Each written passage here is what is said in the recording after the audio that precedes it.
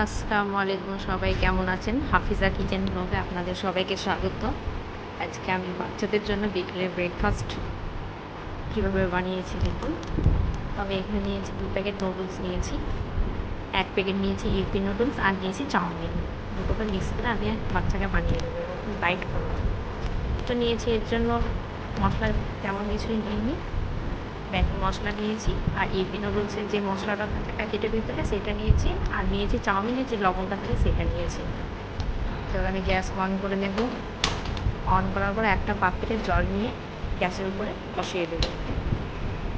জলটা কিছুক্ষণ গরম হওয়ার পর আমি নুডলসগুলো জলের মধ্যে দিয়ে দেবো।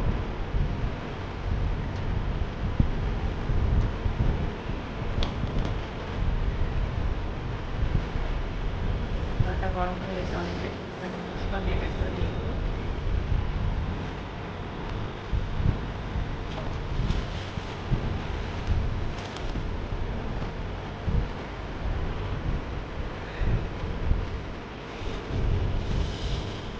আমার নুডলসগুলো জলের মধ্যে দিয়ে দেওয়া হয়েছে।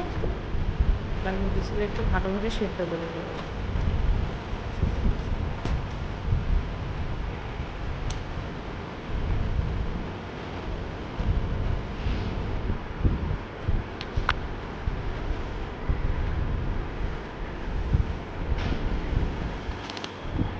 নুডলসটা সেদ্ধ হয়ে গেছে।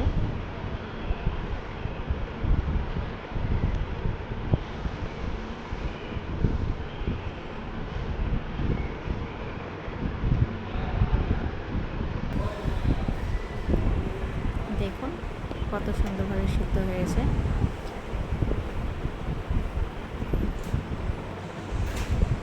সিদ্ধ হয়ে গেছে। এবার আমি একটা ছাঁকনির সাহায্যে নুডলসগুলো ছেঁকে নেব।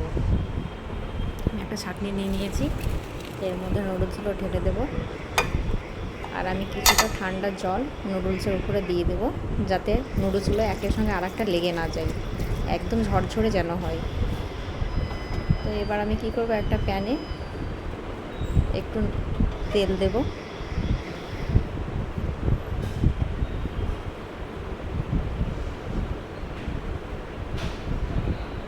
এখন কড়াইটা একটু তেতে গেছে, এর মধ্যে এবার আমি তেল দিয়ে দেবো।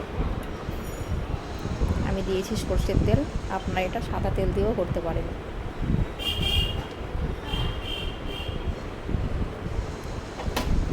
তেলটা গরম হওয়া পর্যন্ত অপেক্ষা করব। দেখুন তেলটা গরম হয়ে গেছে, এবার আমি নুডলসগুলো দিয়ে দেবো।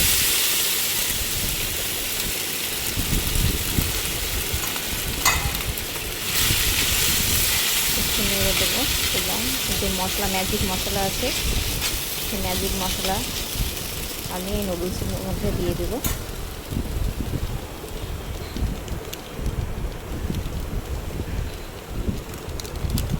আর দেবো ইপি নুডলসের যেই প্যাকেটের মধ্যে মশলাটা থাকে, গুঁড়ো মশলা, সেটাও দিয়ে দেবো।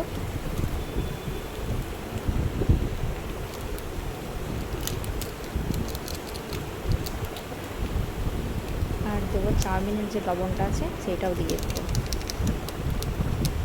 সব মশলাগুলো আমার দেওয়া হয়ে গেছে, এবার আমি এটা ভালোভাবে ভেজে নেব।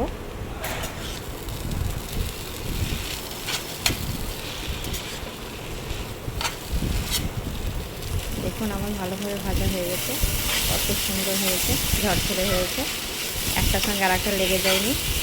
এই কারণে লাগেনি, কারণ আমি ঠান্ডা জল দিয়ে ধুয়েছিলাম, তার জন্য।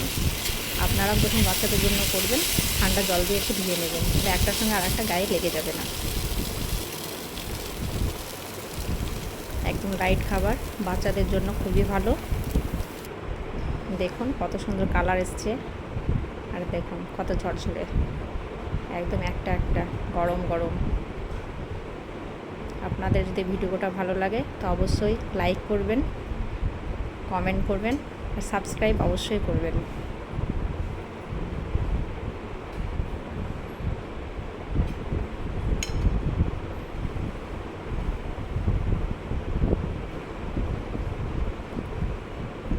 আপনারা সবাই ভালো থাকবেন, সুস্থ থাকবেন। আল্লাহ হাফিজ।